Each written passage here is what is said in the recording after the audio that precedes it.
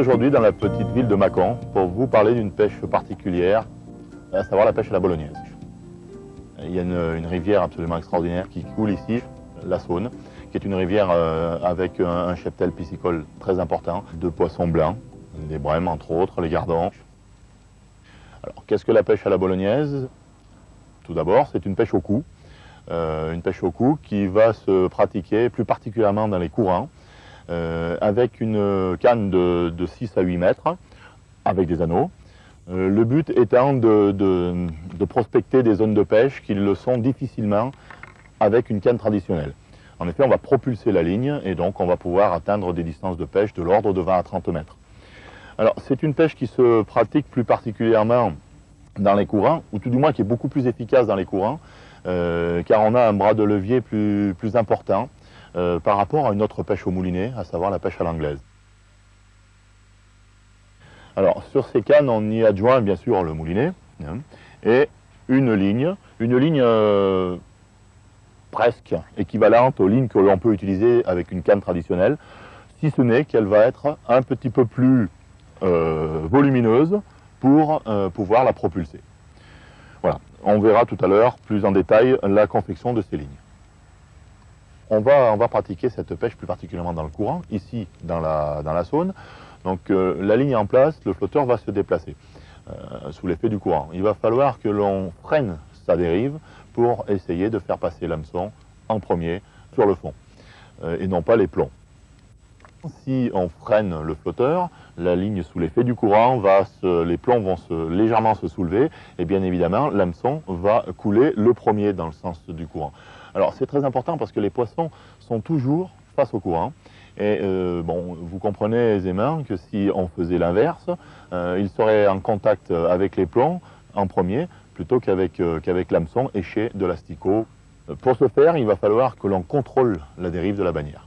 Alors, une chose très importante, on va pêcher avec le pick-up du moulinet ouvert et le doigt sur la bobine, pour nous permettre d'augmenter la longueur de la bannière au fur et à mesure que le flotteur avance. Sinon, bien évidemment, on décrirait un arc de cercle et on se rapprocherait du bord. Donc on sortirait de la zone amorcée. Parce que bien sûr, comme dans toutes les pêches au cou, nous allons amorcer. Un amorçage lourd de départ, enfin lourd, je m'entends, une dizaine de boules, relativement de la taille d'une orange environ. Et ensuite, comme toute pêche de courant d'ailleurs, même à la canne, on va pratiquer un rappel quasi incessant, c'est-à-dire à des petites boules d'amorce, toutes les coulées. Bien, maintenant on va passer à la partie la plus technique de cette pêche à la bolognaise, à savoir la conception de la ligne. Alors pour ce faire, on va choisir un nylon pour réaliser le corps de ligne, un nylon de l'ordre de 12 ou 14 centièmes. Pas trop descendre dans les diamètres, parce qu'on n'oublie pas qu'on va propulser cette ligne. Donc si le diamètre du corps de ligne est trop faible, on risque des casses intempestives dues à l'usure dans les anneaux. Donc là, je choisis un 14 centièmes. Bon, au passage, vous avez vu que j'ai enlevé, ça c'est une petite opération importante, j'ai enlevé le clip pour dévider la bobine. Si on le laisse et on tire dessus, on risque d'abîmer ce nylon. Alors, on va choisir aujourd'hui un flotteur de l'ordre de 3 grammes, voilà, ça doit être ça, oui. 3 grammes parce que bon, la Saône ne coule pas très fort aujourd'hui et je pense que 3 grammes ça suffira. On ne va pas faire des prouesses de distance non plus, on va simplement essayer de pêcher à une vingtaine de mètres. Voilà, alors, on passe le nylon dans l'œillet. Voilà. Ensuite, on va choisir du silicone pour des petits tubes de silicone pour maintenir le fil le long de la quille du flotteur. Alors, on va couper 3 bouts.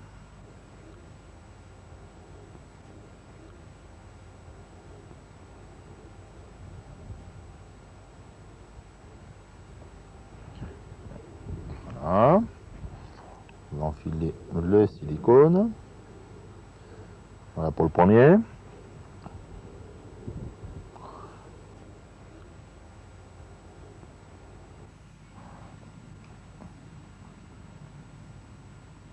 Et de 3.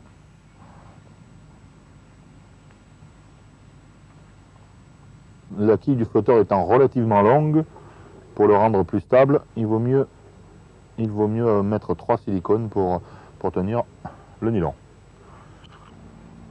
Voilà, et on va constater que le flotteur coulisse dur le long de la ligne, hein, le long du fil. Voilà. Alors je vais peut-être en profiter pour vous parler un petit peu, vous définir le flotteur bolognaise. Alors le flotteur bolognaise est un flotteur d'abord qui est relativement long, tout simplement pour qu'il ait une stabilité dans le courant. La matière utilisée pour cette quille, c'est la fibre de verre. La forme du flotteur par lui-même, c'est une forme trapue vers le haut. Une forme trapue vers le haut, c'est très important, car on va contrôler la dérive du flotteur dans le courant. Hein. Si on retient trop le flotteur et que sa forme soit pointue vers le haut, il est évident que le flotteur va sortir de l'eau. Et à ce moment-là, quand il y aura la touche, le poisson va sentir la pénétration du flotteur dans l'eau et risque de recracher avant que l'on ait pu le ferrer. Alors maintenant, on va passer à l'équilibrage proprement dit de la ligne. Équilibrage qui va être réalisé à l'aide d'une olivette et de quelques petits plombs. Alors je prends une olivette et les deux petits silicones pour maintenir cette olivette sur la ligne.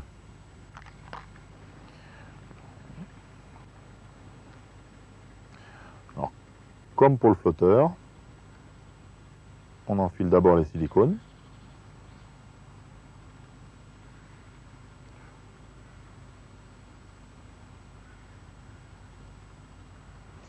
Voilà, et ensuite l'olivette. Alors notez la particularité de cette olivette. C'est une olivette donc, qui n'est pas percée et qui est maintenue sur la ligne par l'intermédiaire de ces deux silicones. Ça offre l'avantage par rapport à une olivette traditionnelle percée, c'est que ça, on n'a pas besoin de petits plombs pour la bloquer et que ça ne détériore pas le nylon et que ça tient très bien. Voilà. Donc on va finir cet équilibrage avec quelques petits plombs.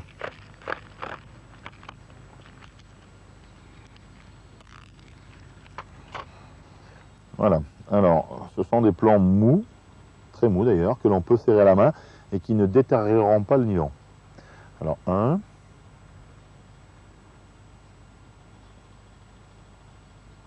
2,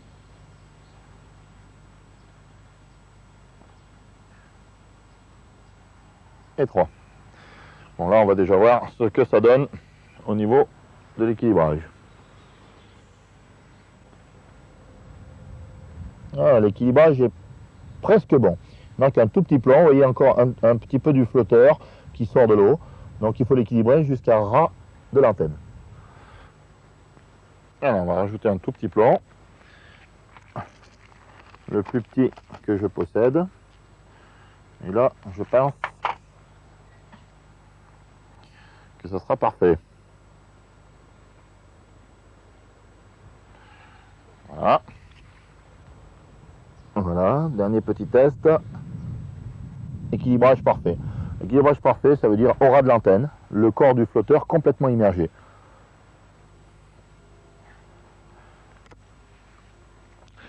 Alors, pour ce bas de ligne, on va utiliser, bon, dans la Saône, il y a pas mal de poissons des brèmes qui ont un poids respectable. On va utiliser un nylon de 10 ou 11 centièmes. Voilà. Et un hameçon de 16. Alors on va pêcher un asticot. On va choisir une forme d'hameçon ronde. C'est la forme optimum pour ce genre d'èche. Montage du bas de ligne. On coince la bobine pour pouvoir faire tendre le nylon. On réalise une boucle sur le nylon. On positionne sur l'hameçon. On enroule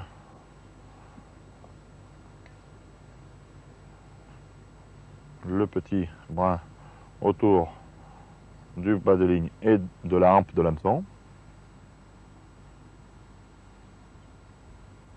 Et on tire. Bien faire attention que le fil soit à l'intérieur de la palette et non pas à l'extérieur. Et on coupe le bout de fil excédentaire.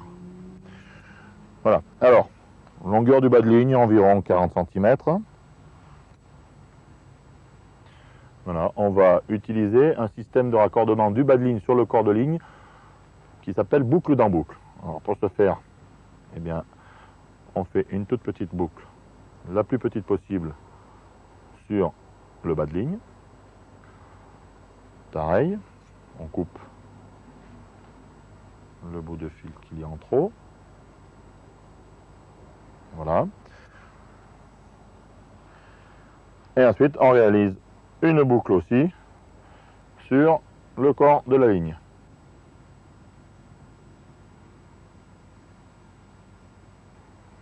Qui est, je vous le rappelle, d'un diamètre supérieur. Hein.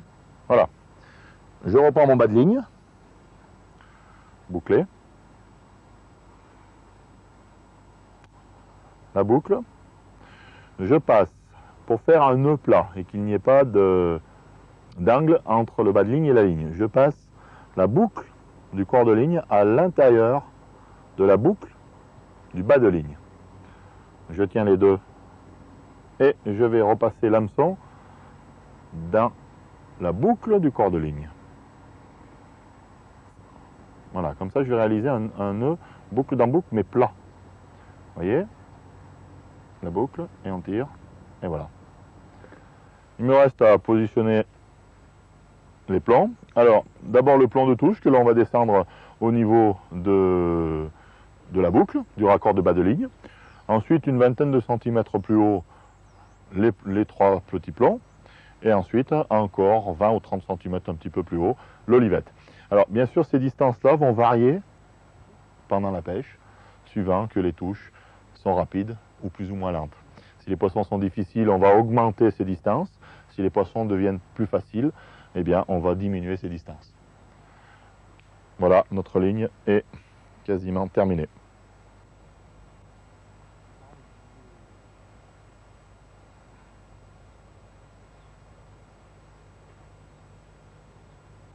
Bon, mais il ne me reste plus qu'à ranger la ligne et aller la tester au bord de l'eau.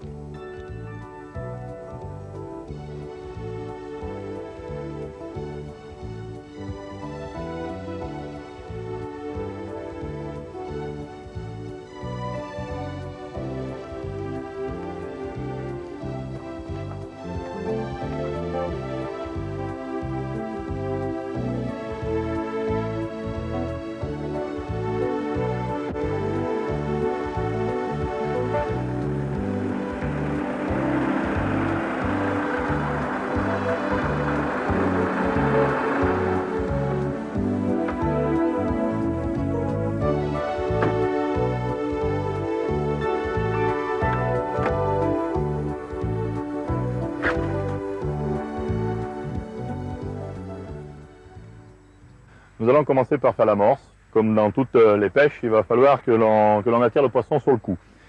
On pêche dans la Saône, on va utiliser une amorce de fond relativement collante et surtout lourde pour qu'elle puisse travailler sur le fond et attirer le poisson sur le coup.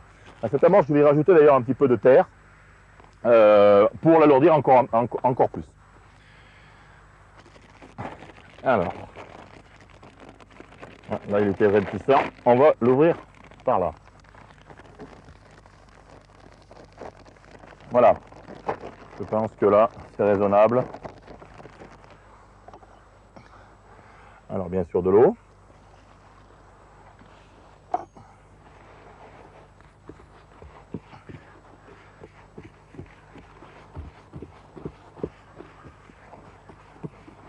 Il faut bien brasser l'amorce pour l'humidifier d'une façon homogène.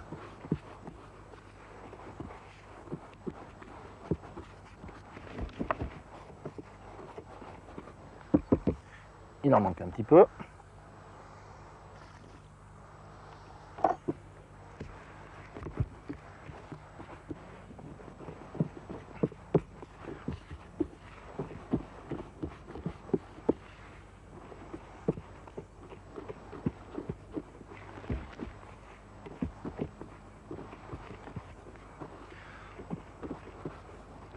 Ça paraît peut-être un petit peu long, mais c'est un des gages de la réussite. Bien, maintenant l'amorce est prête, je vais rajouter un peu de terre.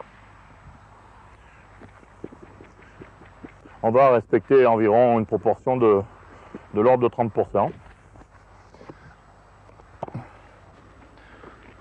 Voilà, alors il faut bien sûr bien mélanger la terre avec l'amorce.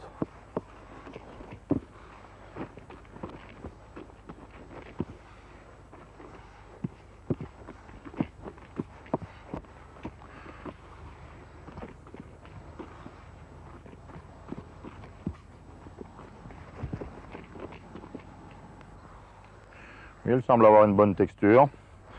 Il manque peut-être un petit peu d'eau.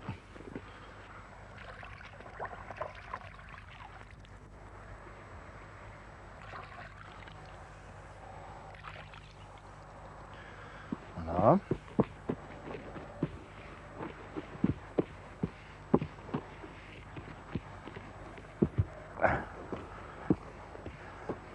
Bien, je pense qu'on va pouvoir passer au tamisage. Bien, on va tamiser.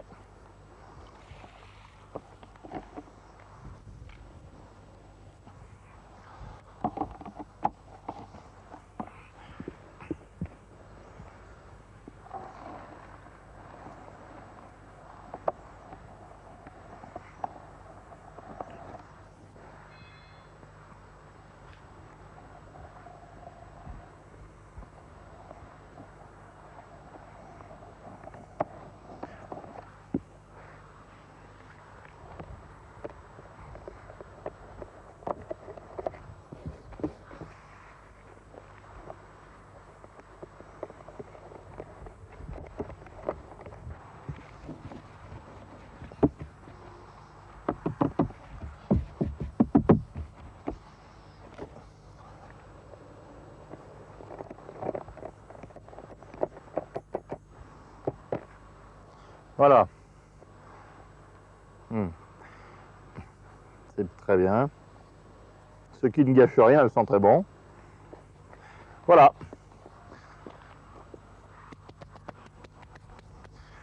Bon, je vais approcher l'amorce et puis la terre près du lieu de pêche.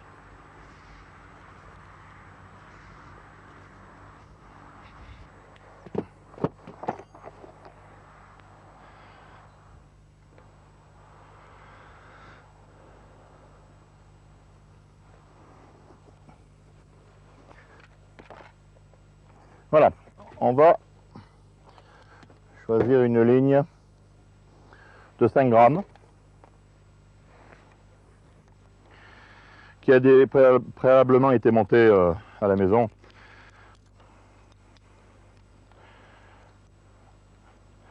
Voilà, une ligne de cette importance-là va toujours être montée avec une olivette et c'est quelques plombes dans le but d'assouplir ou de durcir la ligne en les bougeant le long du nylon, suivant la difficulté de la pêche.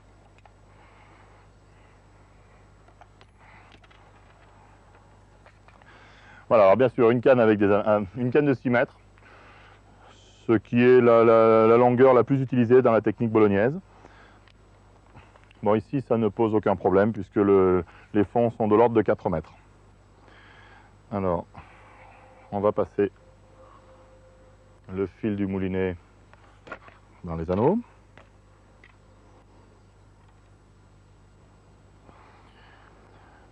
Voilà, alors le fil qui garnit le moulinet, généralement, pour la bolognaise, ça sera un 14 centième.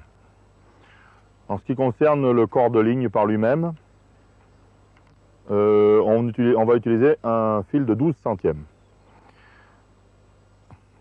Avec le vent.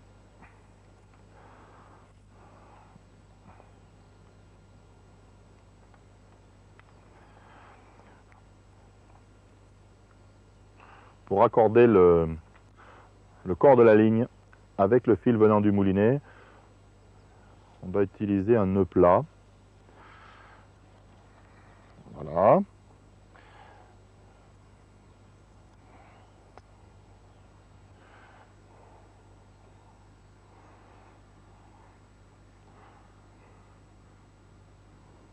Voilà.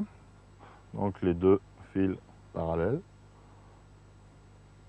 Et on va passer le plioir entier à l'intérieur de la boucle. Et on va le faire 2 fois.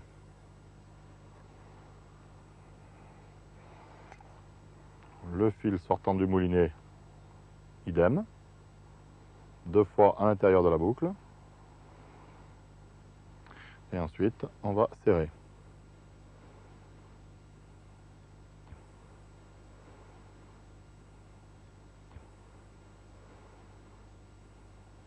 Avec ce style de nœud, on va pouvoir couper les bouts excédentaires très courts, ce qui ne va pas être donc un frein pour passer dans les anneaux.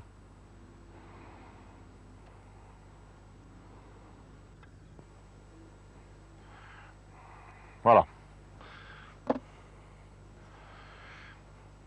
Bien. Une chose de faite. Ensuite, on va mettre en œuvre la canne.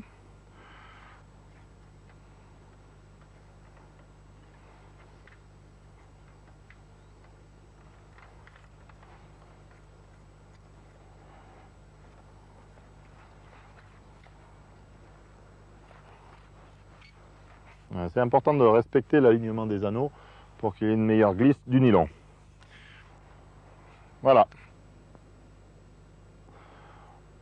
Ferme le moulinet et on récupère le fil contenu sur la ligne. Alors bien sûr. Voilà. Voilà.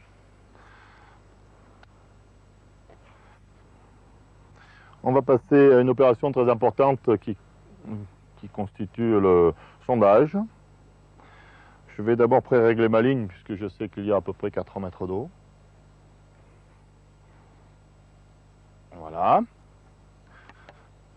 Alors pour trouver le fond exact, on va utiliser une sonde, tout simplement, qui est pincée sur l'hameçon.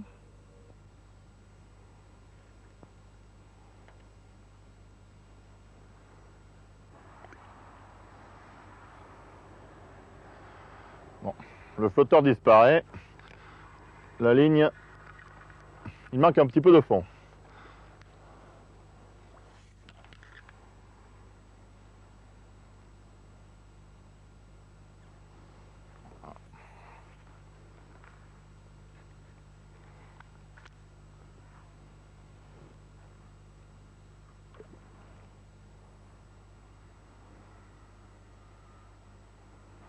Voilà. Je pense qu'on a trouvé le fond exact. Pour plus de sûreté, on va faire un passage ou deux à vide, sans la sonde, comme pendant l'action de pêche, pour voir s'il n'y a pas d'accroc sur le fond.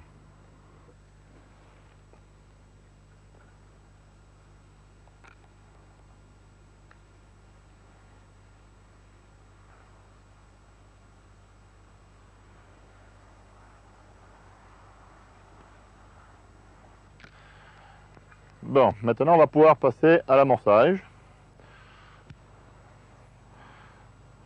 Je vais récupérer les asticots pour mettre dans l'amorce.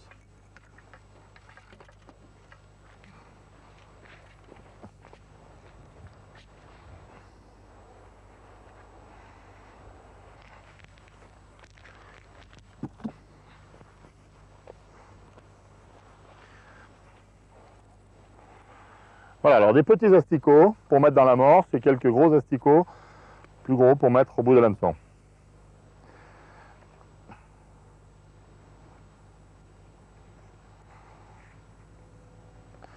Les petits asticots, ce sont des pinky.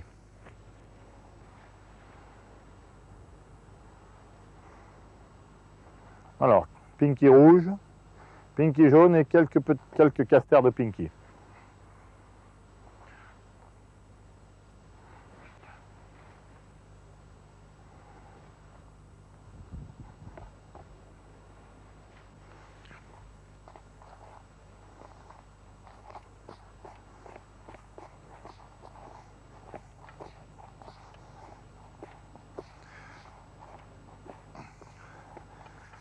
Et on va faire les boules.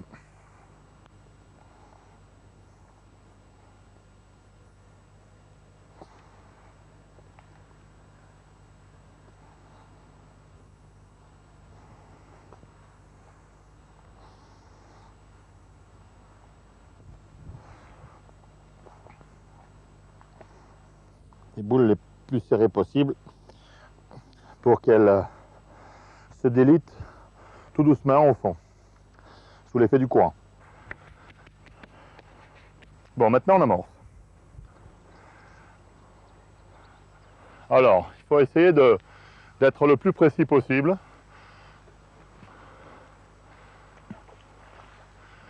Vous entendez le bruit de l'amorce là, hein? Très lourde.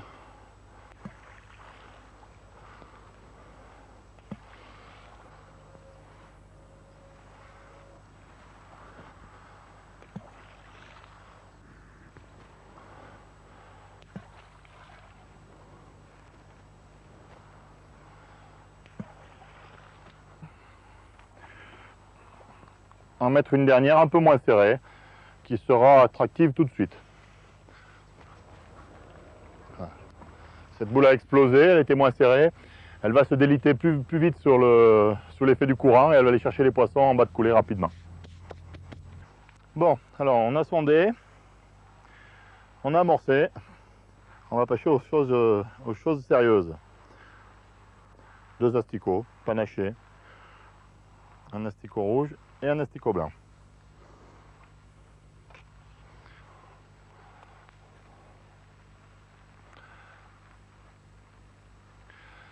J'espère que cette pluie va pas trop nous ennuyer.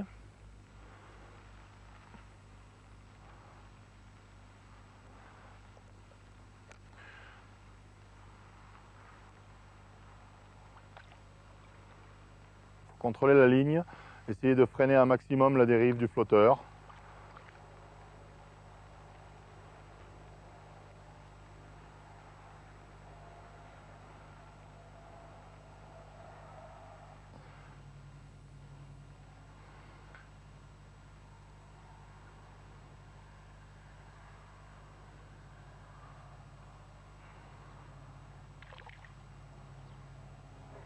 Voilà, premier poisson. Hop, décroché. C'est des choses qui arrivent.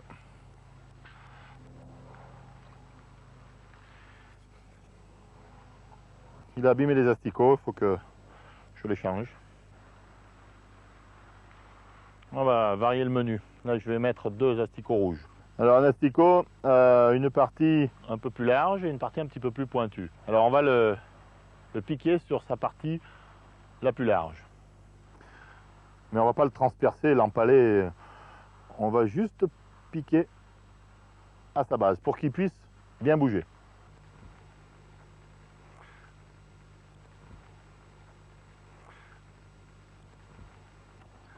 Alors, on va faire une amorce d'excitation.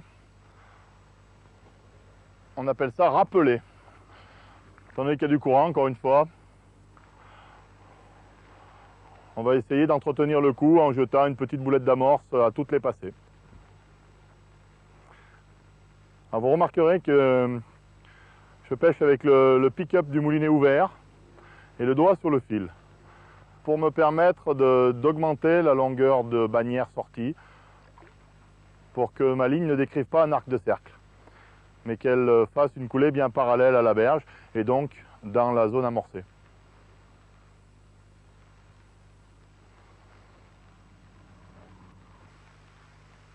Hein, une petite brème bordelière qui se bat bien. Ah, on va être obligé de la mettre à l'épuisette celle-là. Hein.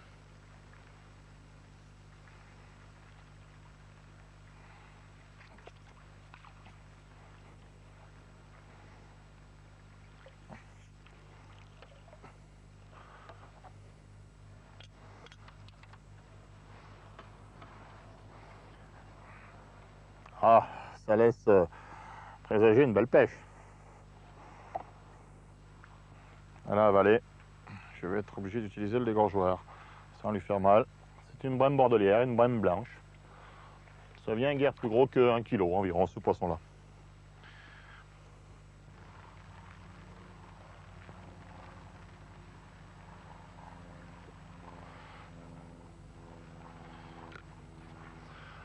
On met la ligne en place. Je vais rajouter au fur et à mesure un petit peu de terre dessus l'amorce pour la rendre plus lourde. Voilà.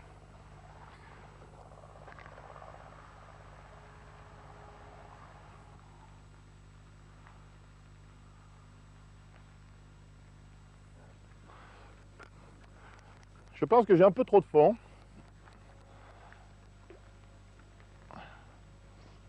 Le flotteur coule de temps en temps, donc je vais enlever quelques centimètres de fond en baissant le flotteur. Voilà.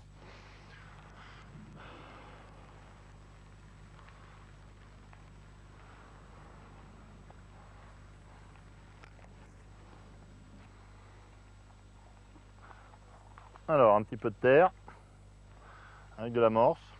La terre utilisée est de la terre de Somme, qui a deux caractéristiques. D'abord, c'est qu'elle est très lourde, collante, mais parallèlement à ça, elle se délite facilement quand même sur le fond et elle crée un nuage qui est très attractif pour les poissons. À toujours freiner un maximum la dérive du flotteur pour que l'hameçon passe devant dans le sens du courant. C'est le secret de la pêche en courant. D'ailleurs, que ce soit la pêche à la grande canne ou la pêche à la bolognaise.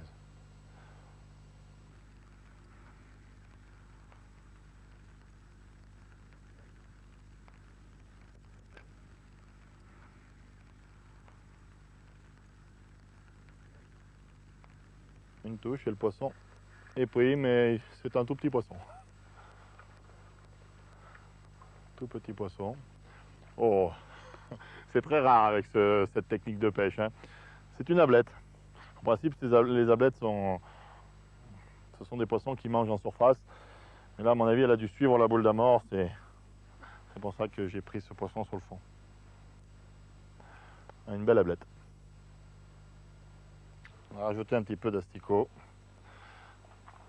pour les exciter.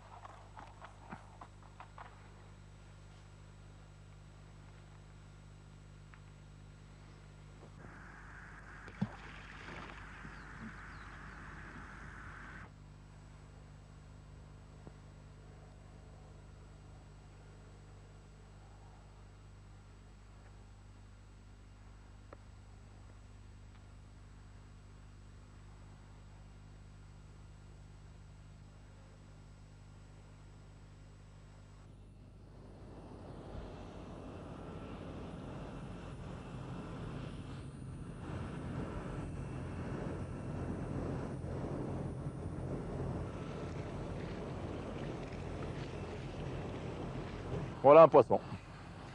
C'est un gardon. Très beau spécimen d'ailleurs. Remarquez les nageoires bien rouges. Oh, le pousseur.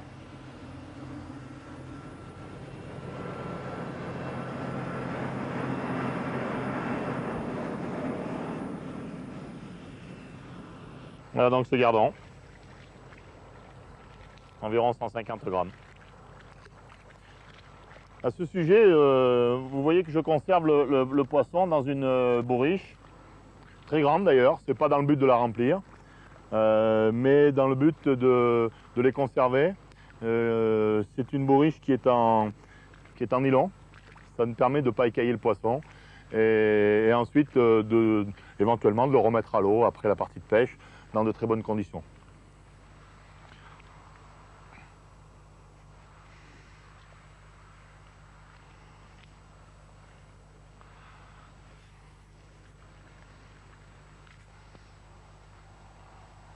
Alors, a fortiori, après le passage de tels engins, ces grosses péniches, le rappel est encore plus obligatoire parce qu'il brasse le fond et l'amorce se disperse trop.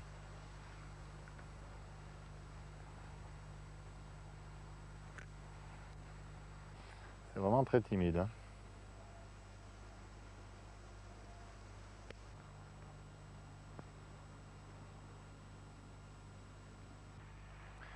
La pluie redouble.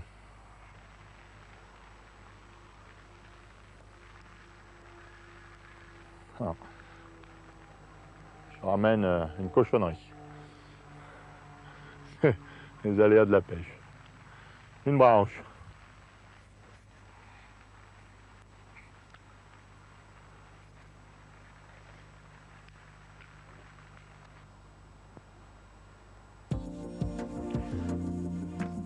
Voilà un poisson. Ah, quand même.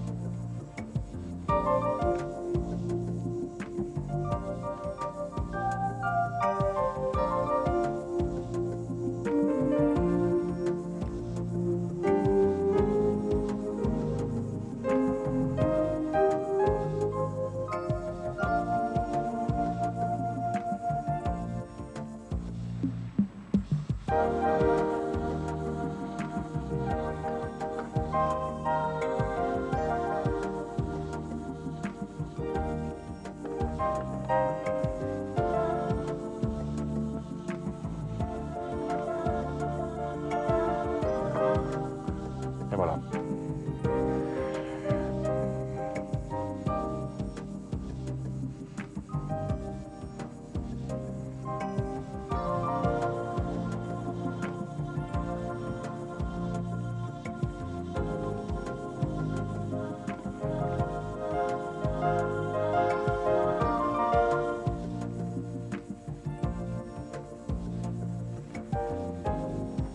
Et un autre poisson.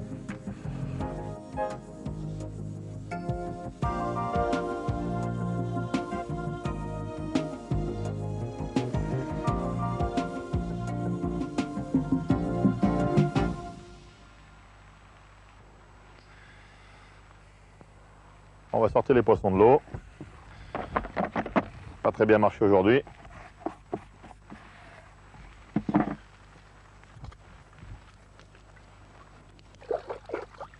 Alors, grande bourriche et petite pêche.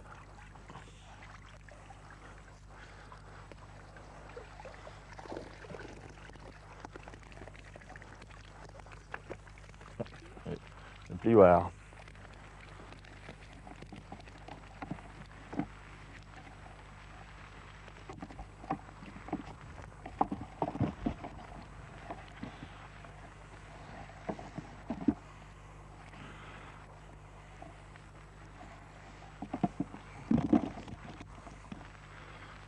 Voilà, c'est pas merveilleux. Je pense que ça ira mieux demain.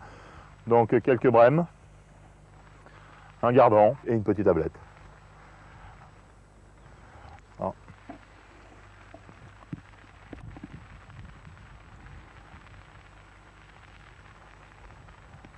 On va les remettre délicatement à l'eau. Progressivement. Et on va les voir partir.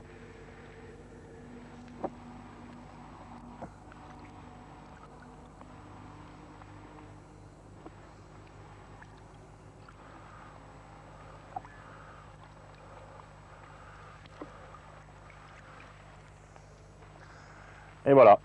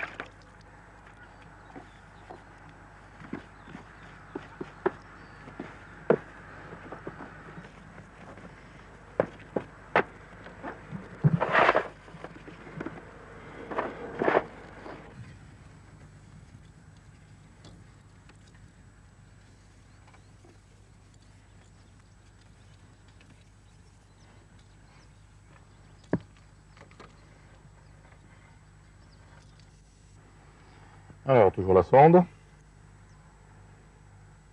Voilà, pincer sur l'hameçon. Et ça va nous permettre de prendre le fond.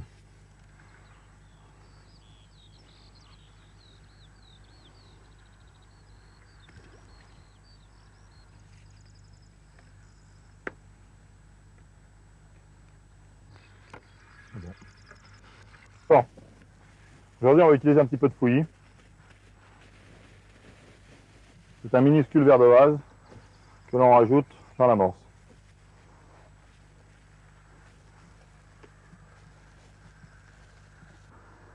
Ouais, très vivace.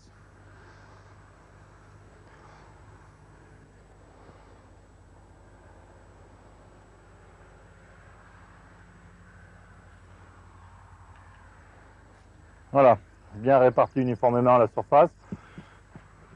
Et on va le mélanger à l'amorce. Bien le mélanger uniformément avant la confection des boules. Voilà.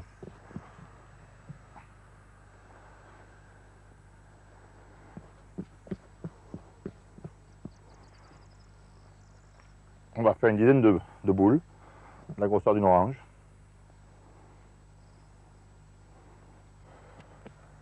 Alors on va faire une boule ou deux, beaucoup plus rouges. On va essayer de les faire venir rapidement sur le coup.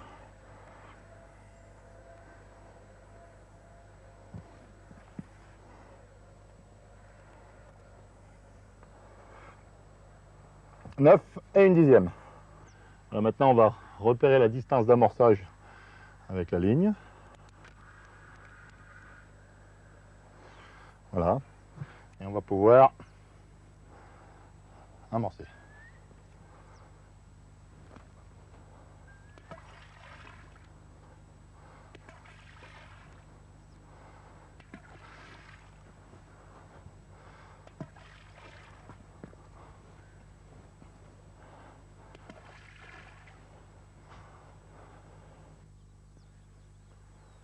Et c'est parti.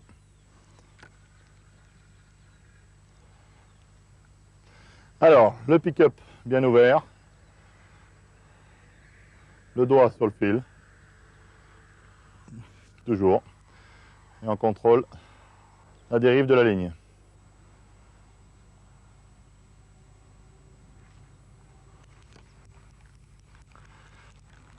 On est quand même obligé de pêcher très près du fond et de temps en temps on a des fausses touches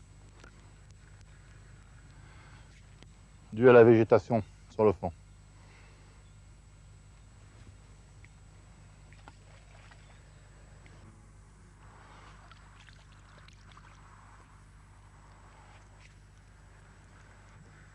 Mes poissons, oh, il n'est pas très énorme. Ça doit être un petit gardon. Oui, tout à fait. Non, une petite banette. Toute petite banette. Essayez d'enlever l'hameçon sans trop lui faire de mal. Voilà, petite bonnette.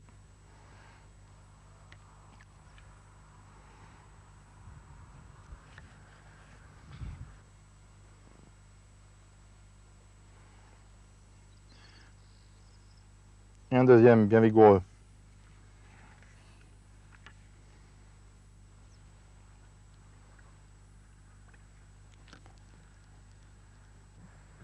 Je le rappelle, le plus régulier possible.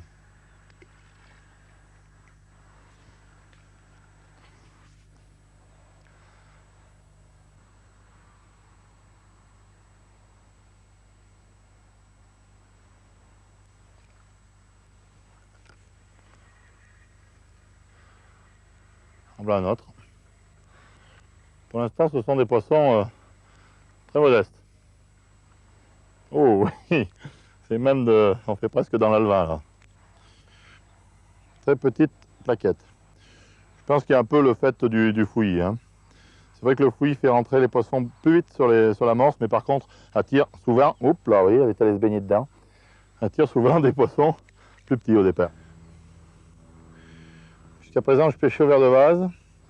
Je vais essayer de faire une passée avec des pinkies.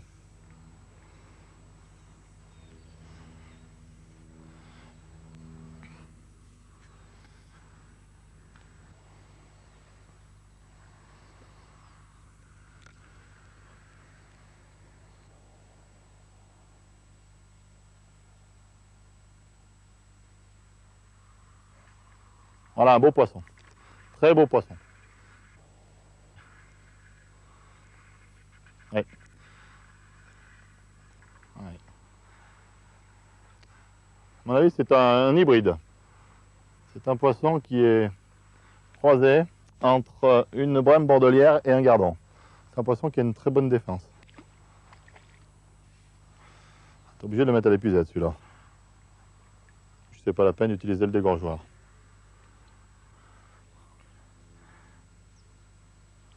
Voilà, un poisson d'environ 150 grammes. On va vite le mettre dans l'eau. Et voilà. Je vais essayer quelque chose. Je vais descendre les plombs pour que la ligne soit plus dense sur le fond. Pour voir si on peut intéresser un poisson un peu plus gros.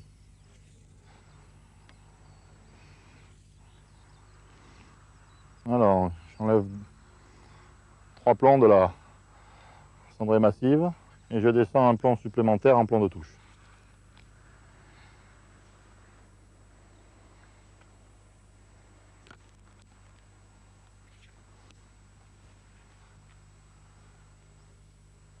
J'espère que le temps va nous laisser tranquille.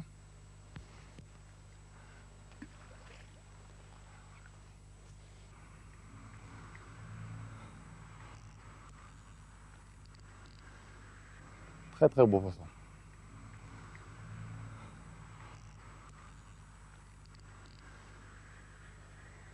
Enfin, très beau.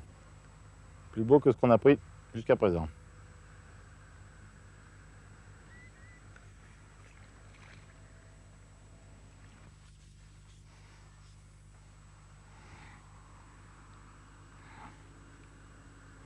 On a une bordelière de un peu plus de 300 grammes.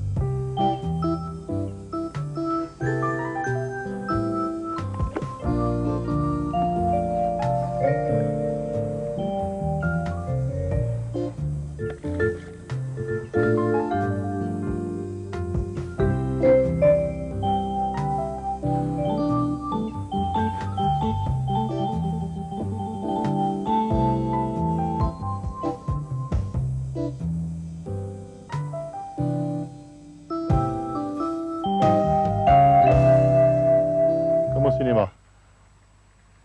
Ah, ou c'est plus nerveux, ou c'est plus gros.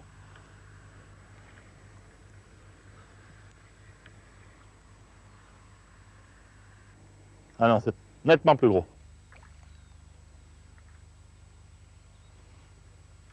Là, on a un poisson qui atteint 400 grammes là.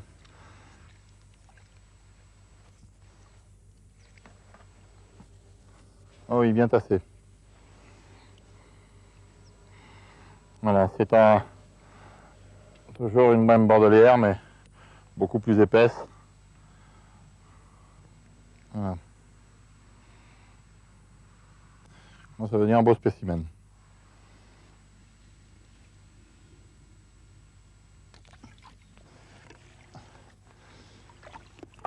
C'est la minute de vérité. On va voir la pêche.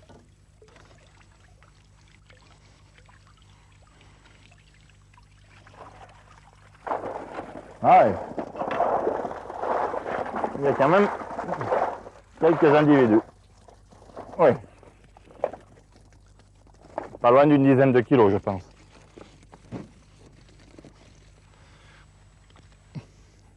Oh oui, je pense que les 10 kilos, ils sont.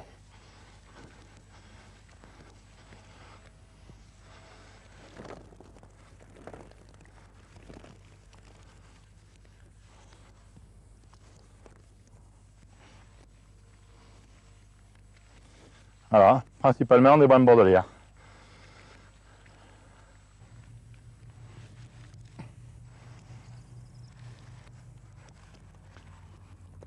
Voilà, alors, plus gros spécimen.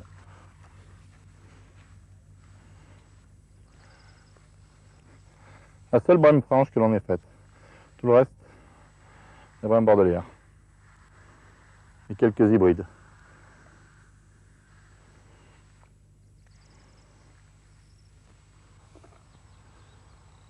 On va les remettre à l'eau très délicatement. Ils vont tous repartir. Vous allez voir. Voilà.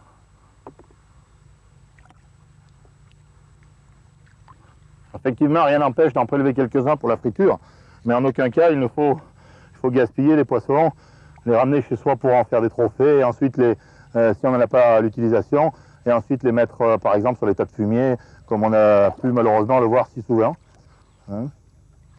Bon, de toute façon, là il s'agit de brèmes bordelières, c'est vraiment c'est pas très bon comme poisson, tout simplement parce qu'il y a énormément d'arêtes. Hein. Qui repartent. Tout doucement. Et on va absolument tous les sauver.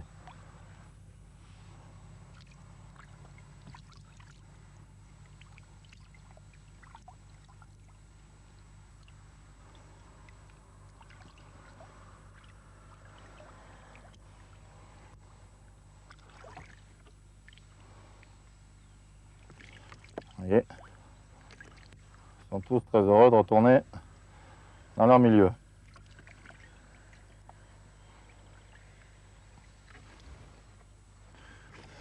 Voilà, c'est presque un aussi grand plaisir de les prendre que de les voir repartir. Respectons-les.